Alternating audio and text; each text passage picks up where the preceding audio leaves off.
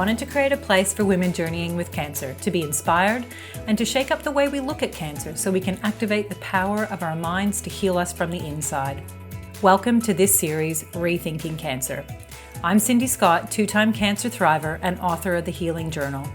This series is sponsored by Evolving Women, an online healing sanctuary for women journeying with cancer. You can find them at evolvingwomen.co.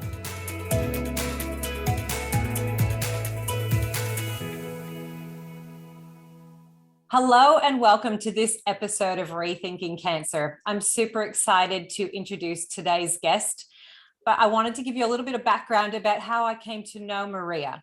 We met in January 2020 through a dear friend of ours. And as we got to getting to know each other, Maria's a doctor, and we got talking about cancer, and we got talking about the real root cause of cancer. What we didn't realize was at that moment in time, we were both carrying cancer in our body and we were unaware of it. And within a month after that meeting, we were both diagnosed with breast cancer. So kind of just really freaky that we met. We were actually having a conversation about cancer and then shortly thereafter diagnosed with cancer. Maria lives on the other side of the planet from me in Las Vegas. So I'm in Queensland, Australia. And so she had gone back to the States and started undergoing treatment. And I was in Queensland undergoing my own version of treatment as well, both very similar, but yet very different journeys. So let me tell you a little bit about this amazing woman. She is a thriver of cancer. And she's someone who's very curious about the deeper cause of why cancer shows up for us. She is a board-certified obstetrician and gynecologist with over 20 years of experience. She specializes in bioidentical hormone replacement therapy, functional medicine, sexual wellness, vaginal rejuvenation, and non-invasive aesthetics. Another super amazing woman walking this planet. She is also a mum. So welcome today, Maria. I'm so delighted to have you here.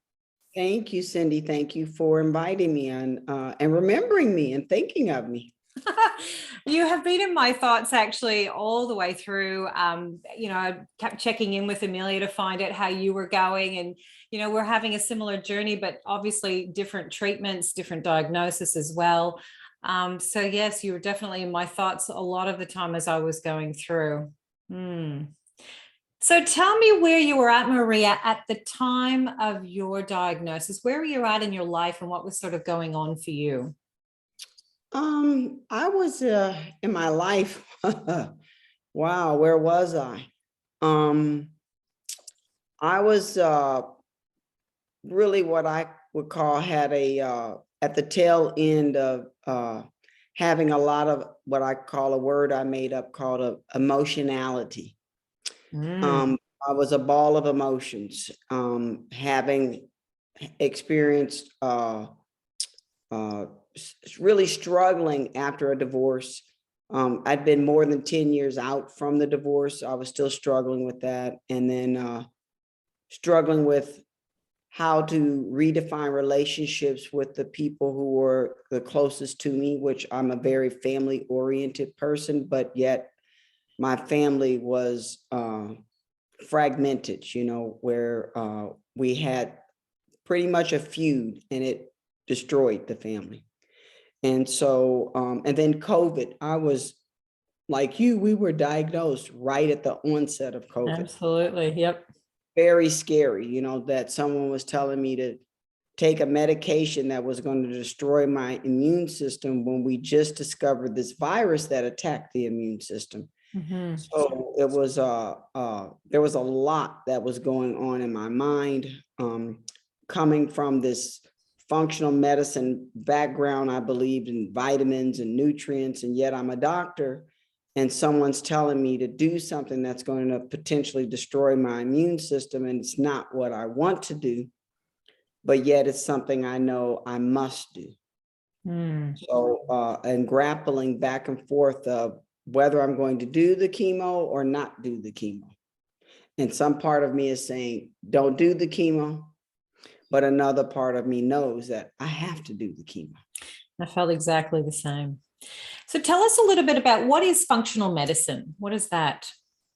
So functional medicine is something that's been practiced forever. It's the, really original medicine before traditional medicine, more allopathic, but it's not necessarily homeopathy, but it definitely involves homeopathic medicine but it's really looking at the root cause of illness. And in terms of when you discuss illness with people, you go all the way back to the time they were born and just discover whether or not if an individual was sick as a child, because a lot of illness can sometimes start for us as children, depending upon if we were breastfed or bottle fed, or if we had some type of surgeries, were given lots of antibiotics as children, or even, teenagers. And some of that stuff can wreak havoc on the body, really causing digestive issues, because the gut is the key to health. It's where our immune system is.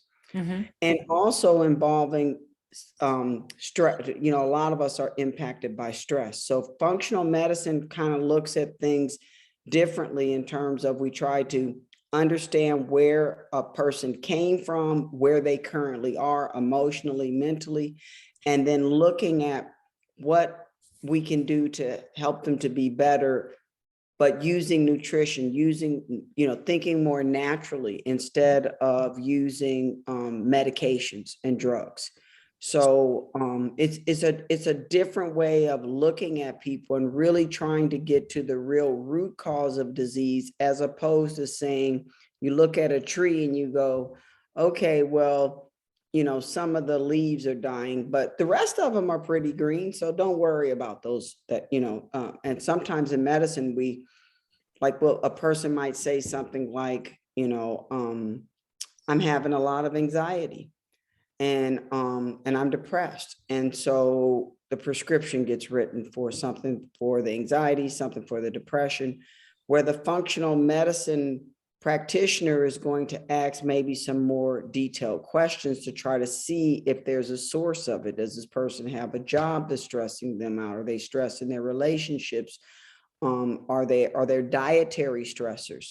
So you're really trying to figure it out before you go to a pharmaceutical. Yeah. Because that's the easy way out. That's like, that's the equivalent of just, saying, well, some of the leaves are brown, I'll just throw some fertilizer on, but you're not really trying to figure out, maybe the tree is infested with, bugs, and, there's more that needs to be done to treat. There's a source cause going on there rather than just treating the Band-Aid. Yeah. Trying to get to the root cause of what it could be, so you could actually heal a patient or help them to heal. And it's amazing, because as a physician, I wasn't trained to think this way. I was trained to, use medications and to probably look at you and think, you don't know what you're talking about. I do, so I'm going to use some big words to shut you down. Yeah. So I can gain control of this relationship because you're going to listen to me. Okay. Why people, you as an obstetrician, gynecologist, you deal with women. Women don't let you get away with that all the time. Yeah. So you found yourself, as you described, you were feeling a high level of emotionality at that point in your life. You had maybe some unresolved things going on with your ex-husband and this family sort of feud thing that was going on. And you found you were diagnosed. Tell us a bit about what your diagnosis was and then how you responded to that.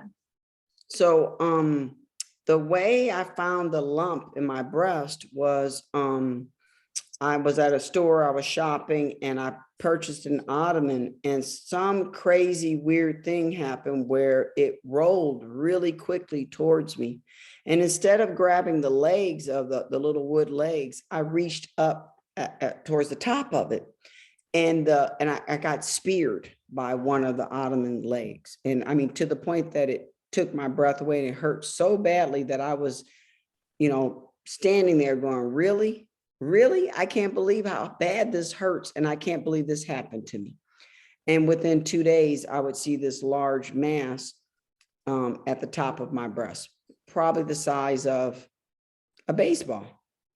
So when this occurred, I thought it's a hematoma. It's a blood clot. And I had a scheduled trip to do a conference in Sydney. And I was planning to go to see my best friend who I went to medical school with, Dr. Amelia Doway, who we share in common. And I wasn't going to cancel my trip. My friend scheduled for me to get a mammogram. I got a mammogram and they said it looked like cancer. And I said, it's a hematoma. There's no way I have cancer. I was scheduled to have a biopsy, and I thought, I don't think that's a good idea. I think I shouldn't get a biopsy and jump on an airplane. I probably and open my body up in some kind of way, because I'm thinking some part naturally, because it's not cancer. And so I went and took my trip. And then Dr. Daway, my best friend Amelia, she said, you know, I think it's a hematoma too. You know, your best friend always agrees with you. That's how you know you have a best friend. And she said, but when you get back, let them do another ultrasound. And if they recommend a biopsy, do the biopsy. So I waited about 3 more weeks, because I was waiting on a day off. I was working every day. I had to hurry up and get back to work and work. I'd been gone for close to 3 weeks. And I go and get the biopsy done, and the doctor's doing the biopsy, and it kind of felt like she was hitting a wall of concrete inside of my body while she's doing the biopsy. I said, what do you think it is? I said, I think it's a hematoma. And she said, I think it's cancer. And I said, in my mind, she doesn't know what she's talking about. I called my best friend. She's like, it's a hematoma, Maria. Let's just wait. And then 2 days later, I would find out I had what was called intraductal carcinoma of the breast, and it was in my lymph nodes as well. And I just said, wow, this is shocking. Doesn't run in my family. But it was the one cancer that I had a fear of. And some kind of way, time got away from me. I was shocked when I did the mammogram, and I said, hey, when was my last mammogram? And they said, it's a little bit over 4 years ago, Dr. Keller.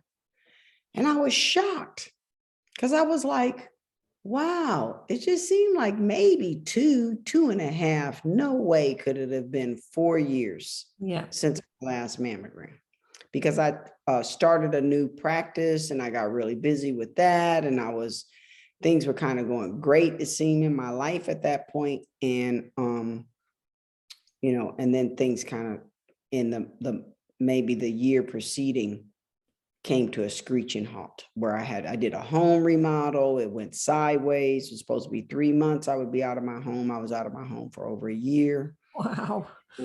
And like to the point, you know, where I would come and look at my home. It had no running water, because all the bathrooms, the kitchen, everything was removed. So the house was uninhabitable.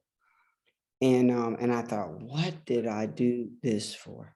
What was I thinking? Well, I was thinking I'll remodel my home, and then I can get all my family over, and we can get together and celebrate and have great times together. But a big calamity occurred, with fights, no one speaking to one another. And when I got back in my home after a year, it felt so empty. And I was very angry. Like my plans, what I envisioned now was not going to be my reality. And I felt extremely alone. Yeah. Yeah. And I had another incident happen with someone I was dating, and something he said to me was the truth. But it broke my heart. And it was funny, when my heart broke. I don't know if you've ever experienced a broken heart, but it took my breath away. And I was on the phone with him, and I was like, I couldn't breathe. I was like, oh, I was in pain. It hurt so badly. And I said, I think my heart just broke. And it was on the right side, same side where the mass was, really very close to where the mass was. The mass was just above the area. Mass was here. I felt it break right here. So, So go ahead. No, you can answer your question. I was going to ask, so did you make a connection between broken heart and cancer showing up on that same side for you? Later on, I did. So I was like, wow, everything that happens to me happens on my right side. My back bothered me on my right side, this breast. I was like, everything's on the right side of my body when something goes wrong. And a friend said, oh, that's your male side. The right side is the male side, that strong side of yourself. Masculine. Mm-hmm. Masculine. That's the masculine side. But I did put the two together when I thought about it after the cancer diagnosis, because I felt something inside rip and tear. And so, and I really believe that was the beginning. And at that time, I was extremely hurt, but I was not doing well with expressing the way I expressed it was with anger. So in terms of being mad at everybody and everyone. And so because, after doing some work, I realized that I learned very early on anger as a way of expression and a way to the way my environment was controlled, and I used it as well to control others in my environment. So yeah, those were the hard lessons that I learned, and from that breeded inside of me unforgiveness. And it's interesting because as a physician, I did presentations on forgiveness and the importance of forgiveness and the impact of stress on your health and increasing your risk for heart disease, increasing your risk for cancer. It was like, coming from a functional medicine standpoint, I knew all these things, but I was not living out that journey. I was still on my journey, which was I was the red horse. So you weren't walking your talk, really. So you knew everything sort of theoretically, but you weren't living it. Well, to a certain degree, I thought I was, and I knew, forgiveness. Someone gave me this before my diagnosis. I just wanted to show it. It says, oh, nice. Beautiful. Forgiveness is a gift to your heart. It's for you. Your heart, not their heart. Not their heart. And it was like, I said I forgave, but when you say you forgive someone and you walk away, or say you have a thought of that situation or that person, and then you have all these horrible thoughts or profanities in your mind that you're thinking, then you really didn't forgive them. You just said you did. Yeah. But forgiveness is something that when you do it, when you forgive a person who's really done you poorly, and I'm an empath, so I've met lots of people who've done me poorly my whole life. And, people who were friends, right?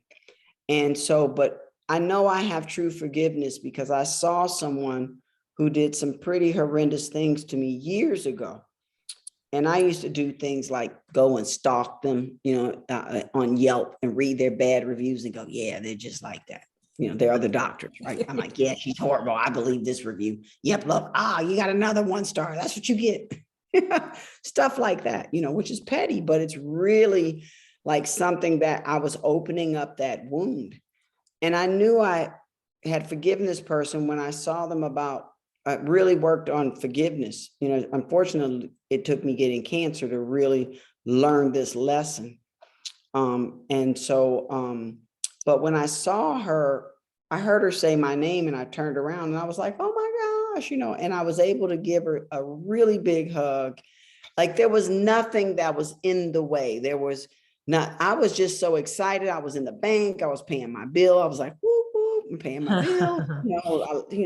So you might be broke afterwards, but my bills are paid. Right. And so, and just seeing her and saying hello to her. And, but I was able to leave that, like walk in and see somebody at a surprise, and just be like, oh my gosh, gave her a hug, gave her a kiss. Before I left, I took care of my stuff with the bank teller. And then I came back, gave her another hug and wished her well. And I was on out the door, on about my business, on to the next thing. And that was something that I didn't, when I'd seen her before, I was like, oh, she was with her mom, and her mom and I were good friends. And I was mainly talking to her mother, but I could not really I was like, oh, hey, couldn't really have a conversation with her. And that, that shows that I had not forgiven, right? There's an emotional charge still there. Yeah. So, this, when I had a friend who had me do something, she said, Maria, I think you should really do this. It's called EVOX. You need to do this EVOX, EVOX therapy. And it's available all over the world. And she said, because I was at the anti-aging conference, and they said anybody who gets cancer should really consider doing EVOX. And so I thought, okay, whatever it is, I'll do it, right? And what it was I did a whole full generational release, going through as far back as I could remember every single individual in my family. I had hurts behind my stepfather because my mother and father were separated before he passed. And I had lots of anger towards him for leaving my mother. I was 19 years of age, I was 18 to 19. And I, to the point I was so angry, I wished he would die, and then when he died, I had all that guilt behind all that. Yeah. So I was able to kind of go back through all these things that I was holding on to from my childhood, and to forgive and really forgive. And yet when I came across my children, which all brought a lot of guilt towards the emotions I had towards them, I realized, I learned that I didn't have to beg for forgiveness, because I was doing that. I was saying I'm forgiving others, and I'm begging others to forgive me. And so I was taught that I had to learn that forgiveness is something God only requires us as a Christian. God only requires us to ask forgiveness once. And so I learned that I didn't have to beg for somebody to forgive me. That if God only required me to ask for forgiveness once, why do I have to keep begging other people? And they weren't expecting me to do this. I was doing this all on my own, from my own guilt and my emotions. And I realized that this life I'm in is really, it's about me and me growing and becoming a better person. And I came to a saying where I said, when you know better, you do better. I love that one. And I didn't know better, so I didn't do so well. But now I know better, so I do better. And I think because I grew up in the inner city of Los Angeles, being really tough, I was really tough with my children, because I didn't have, my parents just wanted me to graduate from high school. That was good enough. They felt that they were doing their job. And I, for whatever reason, obviously I'm an overachiever, right? I was the first to go to college, and, and then I had to go to medical school too, right? I had to take it another level. And so, I wanted, in doing that, sometimes that breeds some, resentment, because your children don't understand that you're really trying to protect them, but you're not doing it in a way that they like, per se. Yes. So, because they don't understand that mama bear is really protecting her baby bears, but the baby bears just see their mother as just being a crazy.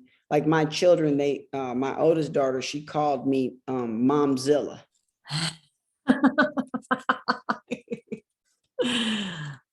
And so, which was funny, but, maybe sometimes to them it wasn't funny. There were other times when it wasn't funny. And part of Momzilla's issue was that she was broken because she didn't understand why her marriage, it was my marriage ended. It had to do with adultery, and I just couldn't get past that. I was really broken. That broke my heart, and I just couldn't get past it. I wanted to understand why. What did I ever do? So I had this victim mentality, you Totally know. relate to that. Yeah.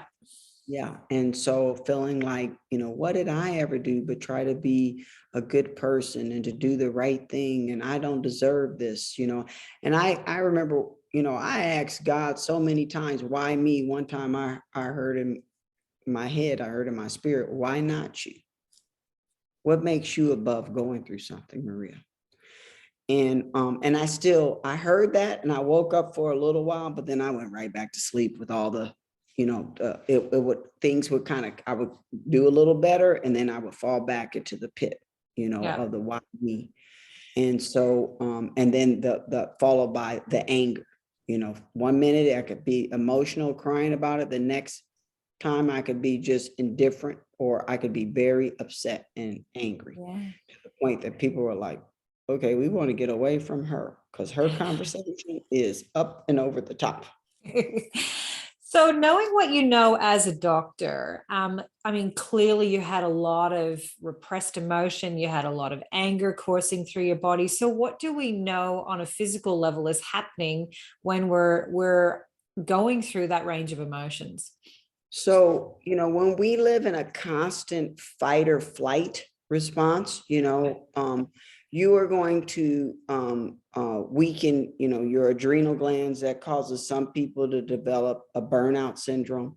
Yeah. Many physicians don't recognize that per se, something called adrenal fatigue, but it leads to often people, sometimes people get lightheaded when they stand up and they're really stressed, or at the end of the day, maybe it's 4 o'clock and now you can't look at the computer to read words. You can't even see them anymore. That your vision actually is distorted.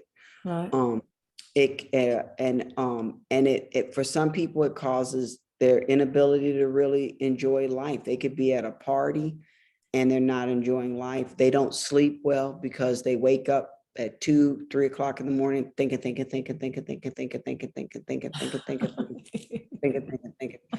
just, so they're tired. So they kind of get wired and tired, and Tired you on can. life.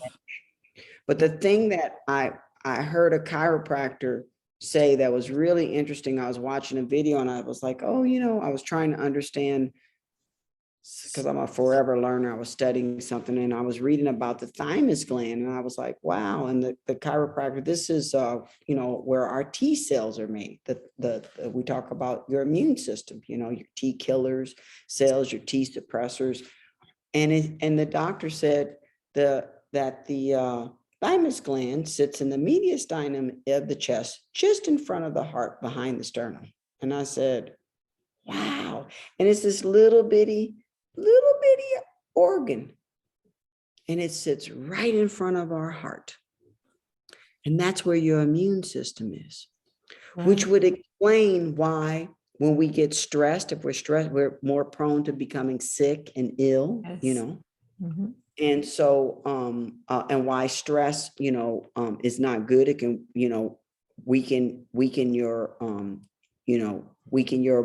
the body, weakens the immune system. And then it was like I heard within myself, and that's how you got cancer. Oh, gosh. Okay. So it really took the shakeup of getting cancer for you to really hit the proverbial pause and look at your life a little more seriously and bring in some of that knowledge that you've got, your medical knowledge and understanding to your own life. Well, when that happened to me, all that doctor stuff went out the window, actually. And I became very spiritual and started talking to God and went to a whole nother level about, Wow. okay, this is not how I thought my life was going to be. And I've obviously done something. And I had a kind of an experience where my sister called me and we weren't really talking. And she said, Maria, and my mother passed away maybe about 13 years ago. And she said, Maria, I had a dream about Mom. And I said, yeah. what did you dream? She said to tell you something. And I leaned forward and I said, what did she say to tell me? And Yeah. she said to tell you to straighten up. Ooh.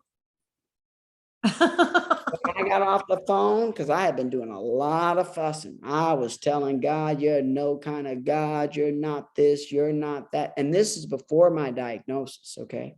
Mhm. So that was a big wake up call, Mm. and it was funny because she was wearing a green dress. Well, the piece of furniture that hit me in the chest, green. Green.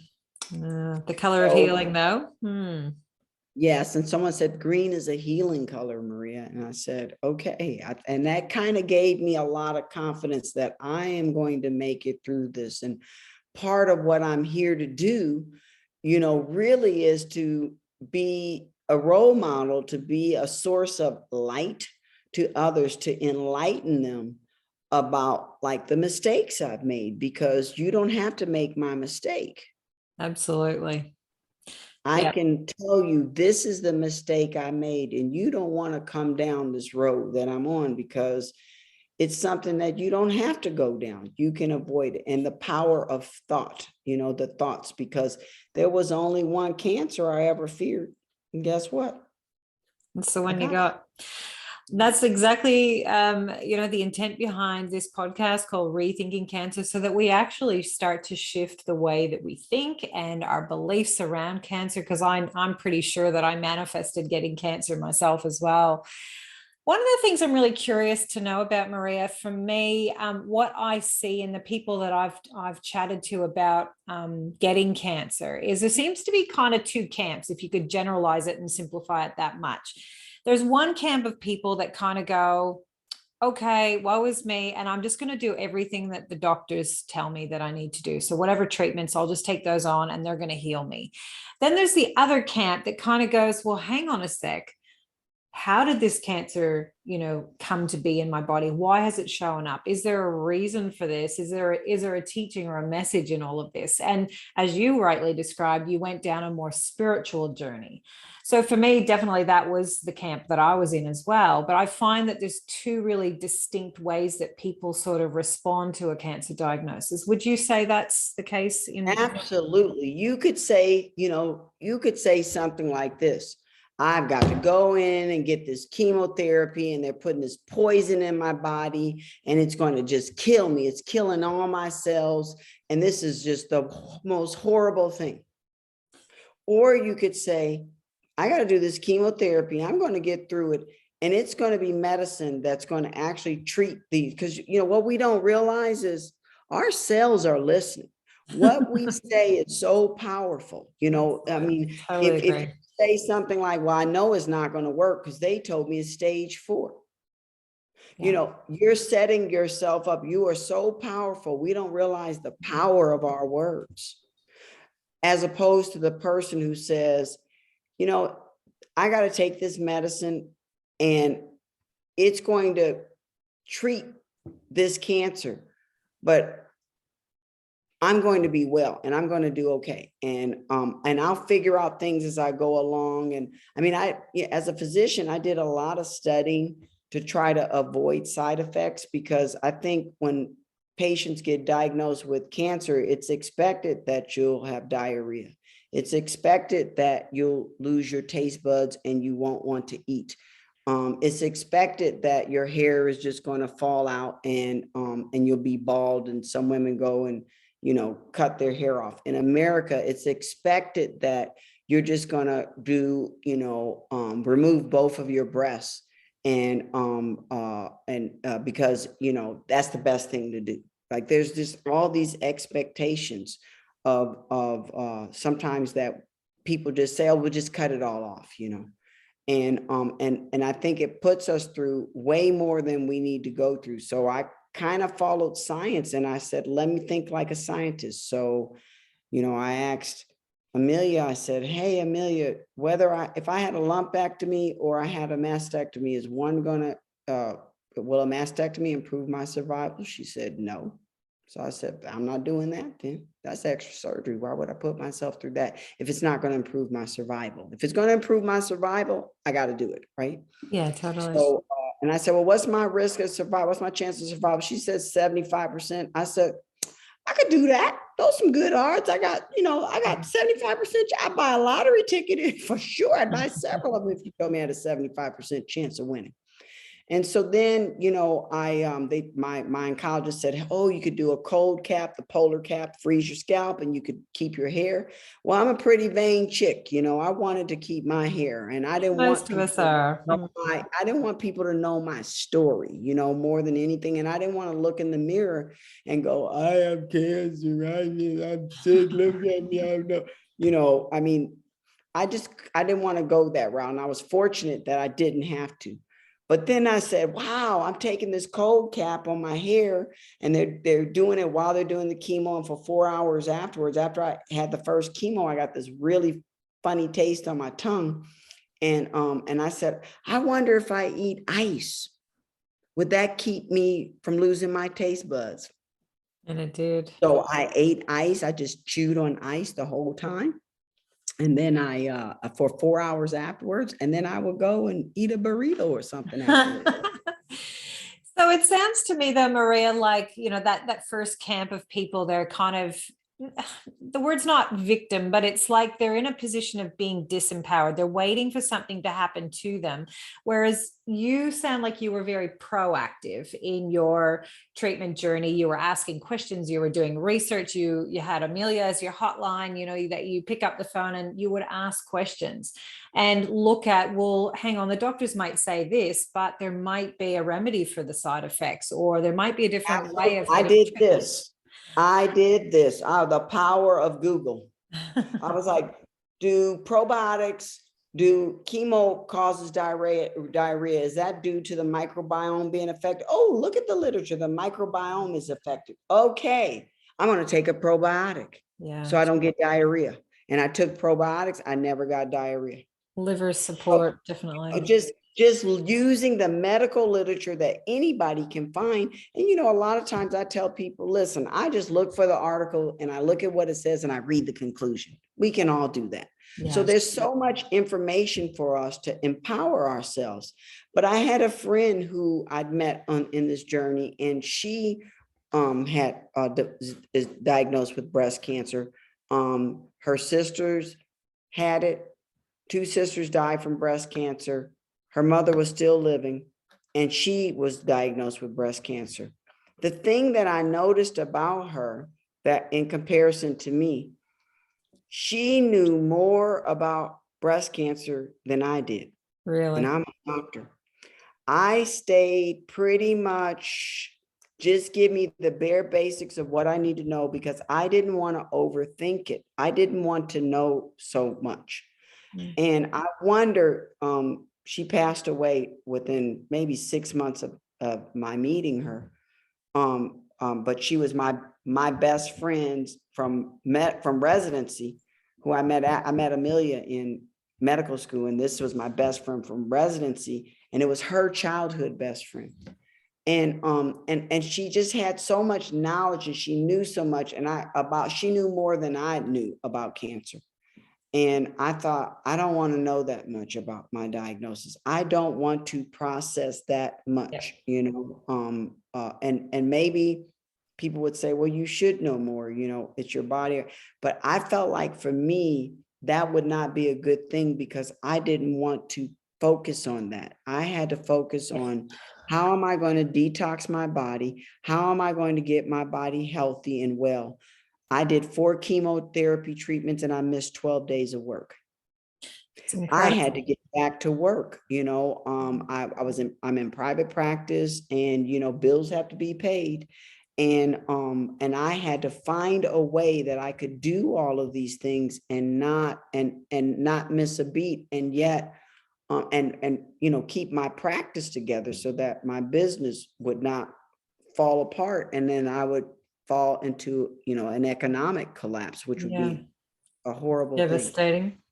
And then, the thing is that, as you're aware, when this happens to you, all these people, all these incredible, amazing women and men, but mostly women, because as me doing a gynecology practice, who just stepped in and just let me know they were thinking of me and sent me cards and told me they were praying for me and they were thinking of me and they were inquiring about me and just encouraging me, because they loved me. And, it takes a village when you go through all this, because sometimes you want to isolate, but you really do need the support of others. And you have to stay. I learned that when people were negative towards me or they had negative feelings, I had to say, okay, that's how that person feels. I'm going to separate myself from that. Because you would think a cancer diagnosis would bring people closer to you. Not always. Well, You find that the hard way. You find out sometimes, and the people who you think would be most likely wouldn't be there for you are the ones who step up and blow you away. And vice versa. The ones you expect most, some of them don't show up. So They don't show up. And I had to learn to say it was okay. And as hard as it was, and not to become angry, because I realized that, see, when before I knew my diagnosis, I told one of my friends who's a naturopath, I said, when I get mad, this thing throbs. When I get happy, it throbs. It talks, it has emotions, it has feelings. And he said, Maria, that's not cancer. Cancer doesn't do that. But the cancer that I got definitely was caused by, and that's how I knew it was caused by emotions. So I found sometimes when I would get into somebody wanting to have a heated argument with me, someone very close to me, I found that I told him, I can't have this discussion with you. I said, I feel a tightness in my breast, right in this area. I can't stimulate that area. It's been treated. I can't allow that area to be stimulated with that type of energy. So tuned into your body. That's amazing. And I would tell my patients my story, and then sometimes I would find I would ache afterwards. And I learned that, Maria, you can't tell everybody the story yet. It's still healing. Let it heal. It's not time for you to share that, because your emotionality is triggering it. And so I know there were a couple of times when I told my daughters that, they thought I was crazy. They didn't believe me. They're like, because a lot, if you've never experienced it, you don't understand it. But I'd never experienced anything until this happened to me. And I knew it was related to my emotions, and I had to get control of them. One of the guests on one of the other programs, she actually named her tumor. She gave it a name, and, because it hasn't actually gone completely with the type of cancer that she had, but she's given it a name and she's befriended it. So she talks to it and, like you, tuning into what's going on in her body. Yeah. So I think that's such great advice for us. Just me talking to you right now about it, there's a little tightness in there that I can feel. Yeah. And so, and then I have to tell it, it's okay. It's okay. But then, in a way, that just seems so beautiful, like to be able to have a conversation and to soothe that part of you, and to have an indicator, or it's triggered, you're getting sensation in it, so something's being stirred with your emotionality. Absolutely. So just over 2 years on, my dear, what would you say is different for you in your life? So what has cancer changed for you? Well, I've learned that I have a really full life. Some kind of way I had myself convinced prior to this that I was alone and that I was so lonely. And I think back now, how did I ever think that way? I have such a full life.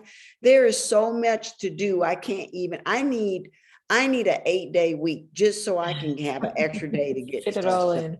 Yeah. There is so much that I have to do. There is so much. I have to actually control myself and say, no, you can't take on another project. You can't take on another course. You got to finish studying the ones you have before you go and do this. And you're not alone, even if I don't spend time with anyone, because, I've always wanted to have the love of my life, right? Someone to share everything with. And I do believe that is going to happen for me. But I just spent a lot of time feeling broken because I didn't have that and wondering why I just can't believe why can't somebody just love me? I'm just lovable. You know, these kinds of emotionalities that I had and and it wasn't all the time, but it happened enough that it wasn't unusual for that to happen. And now I look back and go, how did I ever think that I was alone? I have so many things that I can do. Like I'm looking around my house going, there's no way I'm going to be able to pick up this house the way it needs to be picked up by tomorrow, you know? So, but I realize I have an extremely full life and I have a lot of people that I can do things with. I'm not alone. I had convinced myself that I was really, really alone. And I think that's the biggest difference in me is that I realize I love my life and the fullness thereof, that it is just full. And if I do nothing, if I sit at home and I do nothing, but whatever it is I want to do, that's fine too. And I like it. I no longer tell myself that I'm alone and I'm lonely. And I think that is the biggest difference in me that has changed. Wonderful. And what advice would you give to someone who's just diagnosed with cancer or in their treatment journey? What would be your best bit of advice for them?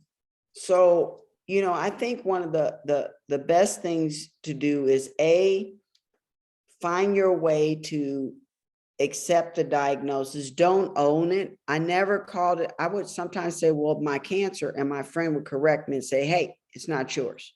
And I go, oh yes, it is not mine. I don't own it. It's a part of me, but it's not me. It's not mine. So I had to change my thought process. So I would say, change your thought process. Listen to your doctors, but do some research because there's a lot of things you can do to avoid side effects that unfortunately doctors, we're so busy doctoring that if it doesn't happen to you, we go, oh, well, I guess it didn't happen to you. I mean, I told my doctors about all the things that I was doing and I think they were just so busy, you know, because you know, I think they think I'm crazy and I'm kooky because I take vitamins and supplements and, you know, I know that they think I'm a weirdo and, but it's okay, you know, but I would say that you have to sometimes find the things that are going to be best for you to get you through you know, I like when they told me, oh, you're going to need 33 radiation treatments. And the friend of mine, Vicky, who passed away, she said, Maria, I'm going to tell you how you can use doTERRA oils so that you don't burn. And so, you know, things like that to avoid side effects, you know, the eating of ice, the taking of probiotics, the detoxifying my body. To get that, I had to go to work. And that chemo makes your brain, you know, as you're aware, like mush. You can't even, you know, waiting on it to, I think you I'm don't. still suffering from that. Oh, wow, no, you gotta, I bought some clay baths with detoxifying clay, magnetic clays that are known to pull out toxins and different things in the body. I did juicing where I took a beet, a lime, some carrots, a green apple, ginger, which I never got sick to my stomach, and something green. Usually it was bok choy. And I, you know, juiced in a cold press juicer, and I would drink that to pull all, because my friend who's, you know, all into everything natural, Alicia, she said, you've got to get this out of your body. You've got to detox your body, Maria. And then I learned, I would tell you, eat clean, give up sugar. You know, one of the tests they used to make certain that you don't have metastatic disease is called a PET scan. You remember getting a PET scan? Yep. Yeah. So it's like, I think it's positive electron transmission, but they put a little IV in you and they push this material. Do you know what it is? Sugar. Radioactive sugar. So and it'll go to wherever cancer, if it's in the bones so what does that mean? Cancer eats Sugar. So I change your diet, get the sugar out. You know, I'm not saying you can never have sugar, but you get that sugar out. Don't, and like Amelia told me, Maria, you know, you're going to have to give up vodka. Do you know how much I loved vodka? Yeah. Like my drink. Okay. If I was going to go out, it was going to be vodka with lime. Yeah. And I don't want the sugar. And so she's like, you got to give up hard liquor. I said, okay. She's like, and you can't eat that much. You can't eat red meat. You got to, you know, it's every now and then. So I said, okay. And then, and she said, no pork. You got to give up pork. And I said, okay. Now I'm not saying I always give it up, but like, I'll say something like, okay, if I'm going to get pizza, that's the time I'm going to have some pork. I got to have sausage. I got to have pepperoni. But I only like pizza from one place, and I haven't been there in 3 months. Yeah. And So I in moderation. and dairy, you know, I knew to give up anything. I said, I'm not going to feed you. I'm not going to sit up and eat the way that I used to eat, you know. And so, and now I've discovered intermittent fasting, where I'm not a breakfast person, so I eat between noon and 8. And I'm losing weight doing this, because I'm not, I tell myself, you know, it's 7:30. If you're trying to eat, you better get yourself in that kitchen and go, and you got 30 minutes and then you're cut off. It'll be 8:30 and I'll think, oh, I just want some nuts. No, you're cut off. So I would say that's another thing. Once you get through the treatments, you know, because the thing that's so amazing is that we intermittently fasted as children, if you think about it, because I went to bed at 7:30 when I was a kid. You know, by 8 o'clock, I was out. And what did we do? Get up for breakfast, 6:30, 7 o'clock in the morning the next day, all those hours of not eating. But now, you know, we have the ability to eat 24/7. We got fast food everywhere. You can eat any time of day or night. And that was another thing. I gave up. I don't do fast food. It's a treat. And now I don't even want it. I go, I don't want that. I can save my money and make something at home.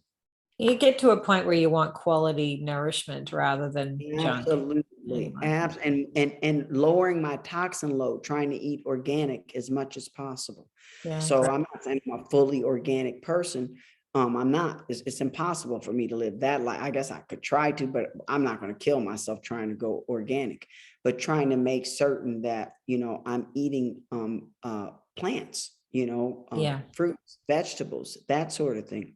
Yeah. And not something, when you walk in the store in America, we have a lot of like sugar. As soon as you walk in the store, there's just sugar. And I noticed that when I came to visit you all, I said, wow, look at all the sugar. You know, muffins used to be like this little, you know, now they're, you know, it's like a muffin top. That's why I call it a muffin top, right? So, you know, we didn't see that as children. When we got a muffin, it was just like a little tiny thing. You peeled it off and that's what you ate. We don't, portion size is changing. So yeah, paying attention to how you eat, and then working on your thought processes, you know, and knowing that this is part of our journey. I knew when I came here what was going to happen to me. I accepted this journey, and I'm here in this journey we're all here to help each other. I mean, that's the whole point of the podcast, right? The whole point of this is to help others. And we all have a story and a journey, and it's unique. And we are going to go through many difficult things in life, but we're to learn from them. And it's okay if you fall down, you get back up again and you brush the dirt off, and you'll run across a person who that person will be, for whatever reason, they're sent in your direction, because you have the information that they need to be able to lift them up and to pull them out of a situation of thought process. You know, that's what we're to do. And then when you have these people who, you know, like, I don't know, a Debbie Downer, when you see them coming, you know, you need to just move away and get away from that kind of energy, because that's not the energy. And there's some people you have to separate yourself from in life, because for a time being, because you just can't be around that. I mean, I've met so many people, they're still angry with their parents, and their parents have died, and they're still mad at them. And they're the ones carrying it. Right. And it's like, or you're angry with someone and you're so upset with them, that person has no idea of what it is that bothers you because they're so into themselves, they can't even think about you and your issues. They don't care about you and your issues, and so we have to learn to have like boundaries, where we don't allow people to harm and to hurt us, and we don't go, onto their farm. Okay, I can't. My farm is enough. I'm not coming on your farm. I need to manage my farm, right? And so, and let people be like, say, oh no, I can't go over there. I don't want to go on her farm because her farm is not a good place for me to be right at this moment. Sometimes we know, and we're like, I don't think I can handle this. Being around this in this environment, I don't think I should do it. Don't do it. And don't feel guilty that you choose not to. And so don't allow people to guilt you into things or to hurt you even further. You are in a survival mode now. You have to keep your immune system as strong as you possibly can. And you have to surround yourself with healthy, positive thoughts, because that's how you conquer this. Couldn't agree more. Thank you so much for being here today, Dr. Maria Keller. You are such an inspiration, and I so appreciate you sharing your story with us.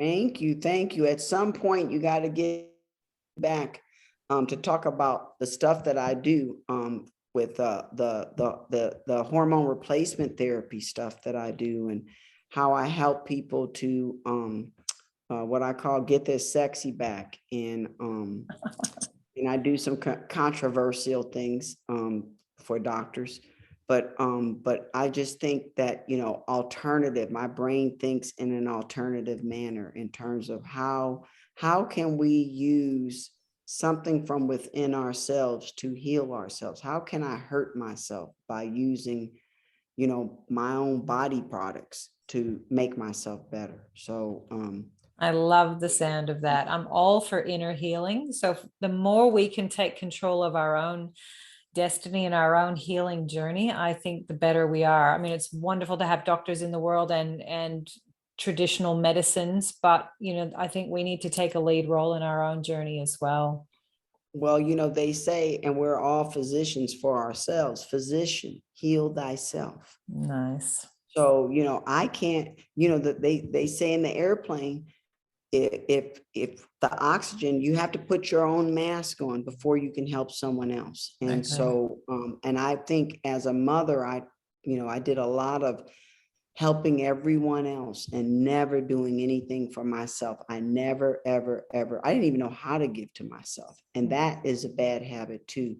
When you give, and you feel like everybody's taking. And, at a certain point, we have to say, why am I allowing this to occur? It's up to me to say, no, I need to take care of me right now, because I am that. I love myself and I have to take care of myself, because if we wait for others to do it, there's a chance with certain people, it'll never happen. They'll never give you what you need. You have to give it to yourself. Agreed. Never a truer word spoken. Thank you so much, Maria. I've loved having our chat today. I appreciate you. Thank you so much for thinking of me, for remembering me. And I've been Amelia's kept me in the mix of what was going on in your life as well.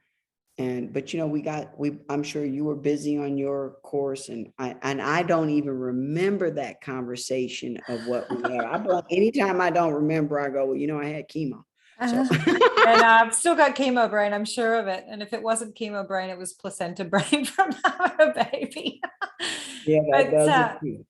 I was going to say, I think there was a reason why we met, that our paths crossed, and the fact that we were both carrying cancer at the same time, didn't know it. Clearly there's some divine reason why our paths have crossed. And even if it was for this conversation today, I believe it was for this conversation today. So I can only hope that someone, if we touch one person, for that light to come on, for them to see, because and to understand that we're on this journey. this is a journey. I chose this journey. I'm older now, so, I don't get the deja vus that I used to get when I was younger, 30 years ago, 40 years ago, 50 years ago. Well, maybe I didn't get them 50 years ago, for sure, 40. But that let us know that that I've been here before. Like I've experienced something before. There's nothing better than meeting someone and feeling like I've known you only 10 minutes, but I feel like I've known you my whole life. I know I've known you before, but I don't know how I've known you before, but I know you. So, and those are the kind of things that when that happens, it lets me know, okay, this is part of the journey. I met this person before. And I also love what you say about it takes a village to heal someone from cancer. But I think the village is now a global village. I mean, we've got technology that connects us to a broader group of people. And so this conversation can be heard around the world, which is amazing. And that's what I just love about how technology can support us to broaden the boundaries of village. Absolutely. And Google, searching on your own, looking for natural alternatives. And I based it not off of different people's websites, but I went to the medical literature. So, I mean, it's there. And like I said, I focused on the title of the article. What was the conclusion? Yeah. Just the cliff notes, please. Cliff notes, please. Get to the point. Oh, good. I thought that's what it was. Okay. And it, like I said, it's unfortunate that that a lot of the simplest information isn't being passed on to people. So, like something as simple as eat ice during your chemo and for 4 hours afterwards, just chew on ice.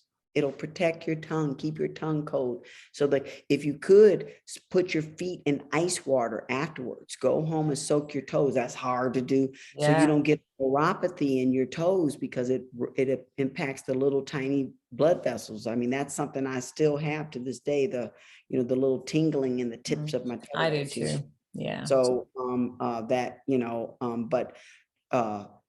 but that fighting to get your mobility back, going into physical therapy. I had to refer myself for physical therapy. My doctors didn't refer me, but I was a doctor. So I referred myself because I couldn't raise my hand higher than this. I wanted to be able to get it all the way back. And, and it was not easy. Okay. I had to fight. Think you're right though. It's like the doctors are just too busy doctoring. So they don't get down into the nitty-gritty of what you need support with. But ask for physical therapy so you can get your mobility back. The body wants to be healthy.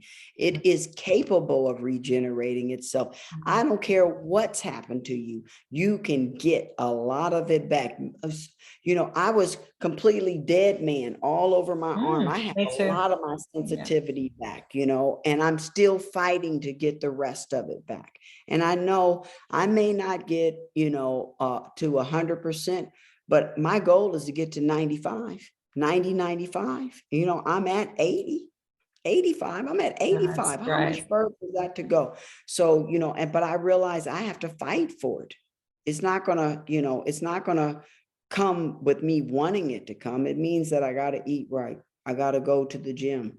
Okay. I'm not going to go to the gym. Okay. I'm going to hire a trainer because if I pay somebody money, I will show up. So, and finding somebody within my budget or my friends, brothers, sisters, cousin who told me a long time ago they would do my personal training, just to call them. What is that person's number? Let me call them and see if they'll do that for me and set up a program to help me so I can get back into shape, once